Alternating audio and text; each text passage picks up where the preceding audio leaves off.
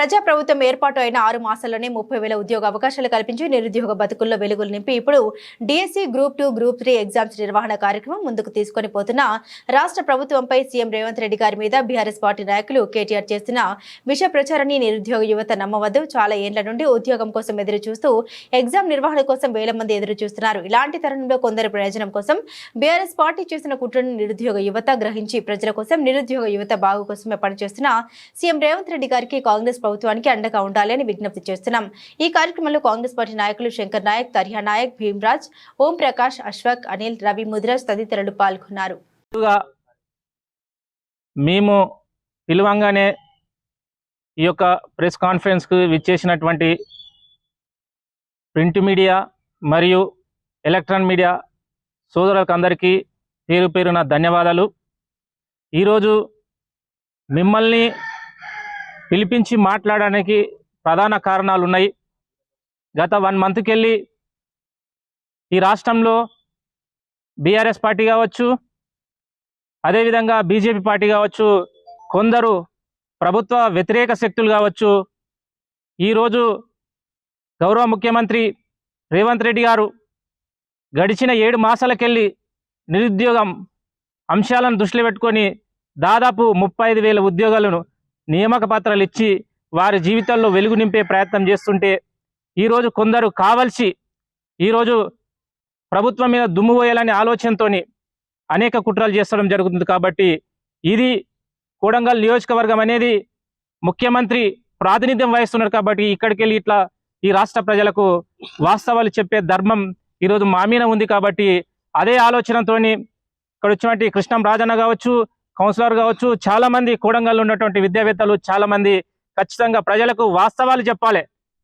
ఈరోజు 10 ఏళ్లకెళ్ళి మొద్దు నిద్రపోయిన బీఆర్ఎస్ పార్టీ ఏ రోజు ఇట్లా కనీసం నిరుద్యోగులని కనీసం వాళ్ళని పరామర్శించలేని దద్దమ్మ గత ప్రభుత్వం ఈ రోజు మొసలి కన్నీరు కారిస్తూ ఈరోజు మేమేదో నిరుద్యోగులను ఉద్ధరిస్తున్నాం, నిరుద్యోగుల బతుకుల్లో మేము వెలుగునిస్తున్నామని ఈరోజు మాయమాటలు చెప్పి ఒక్కసారి మరొకసారి నిరుద్యోగుల యొక్క కళ్ళల్లో మట్టి పోసే ప్రయత్నం జరుగుతుంది.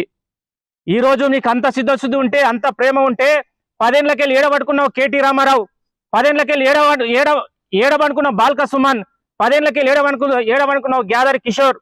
ఈరోజు ఉస్మాన్ యూనివర్సిటీ మీ వారు అక్కడక్కడ చాలా మంది మొన్న టెట్ క్వాలిఫై అయిన మిత్రులు ఉండొచ్చు, కానీ మీరు ఇట్లా ఆలోచన చేయలే.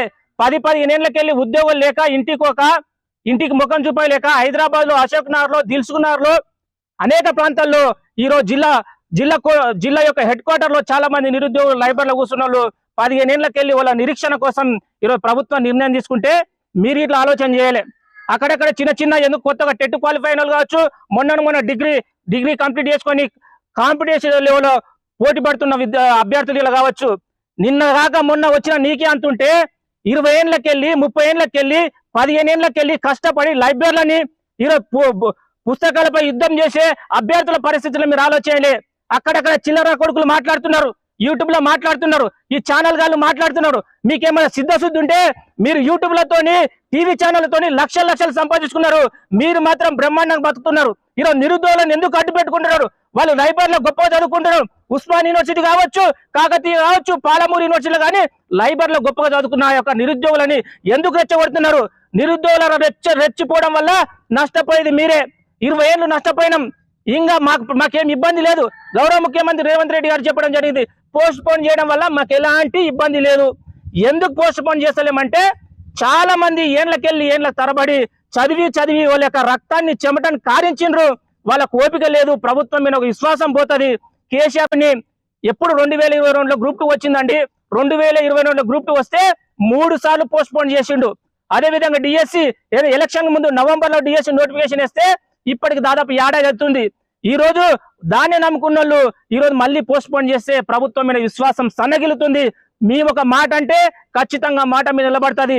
ఎందుకంటే ఇది ప్రజా ప్రభుత్వం. నిరుద్యోగులరా నిశ్చితంగా చదవండి.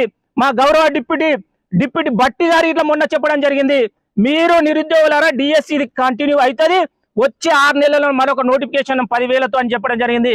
మేము ఎప్పుడు నిరంతరం ఖచ్చితంగా మీరిచ్చిన ఈ యొక్క అవకాశాన్ని గొప్పగా బాధ్యతగా ఆలోచన చేసి ఈ ప్రజా ప్రభుత్వం తెలంగాణను అనేక విధాలుగా ముందుకు తీసుకెళ్లే ప్రయత్నం చేస్తాం. కాబట్టి మీరందరూ అధైర్యపడొద్దు. మీ రోజు కాంగ్రెస్ పార్టీకి సపోర్ట్గా ఉండండి, కాంగ్రెస్ పార్టీకి అండగా ఉండండి. ఈ తెలంగాణను అన్ని రంగాల్లో ముందుకు తీసుకుపోయే విధంగా ముందుకు పోవాలని దయచేసి నిరుద్యోగులు ఇట్లా ఎవరైతే ఈ బద్నాం చేసిన చిల్లర కొడుకుల మాట్లాడవద్దు. ఈరోజు ప్రజా ప్రభుత్వం ఉంది, మీ అందరి బాధలనే ప్రభుత్వం ఉంది. కాబట్టి రేవంత్ అన్నకు అదేవిధంగా కాంగ్రెస్ పార్టీకి మీరు అందరూ సపోర్ట్గా ఉండాలని మీకు అందరికీ మరొకసారి చేతులెత్తి నమస్కరిస్తూ జై హింద్, జై భారత్, జై కాంగ్రెస్.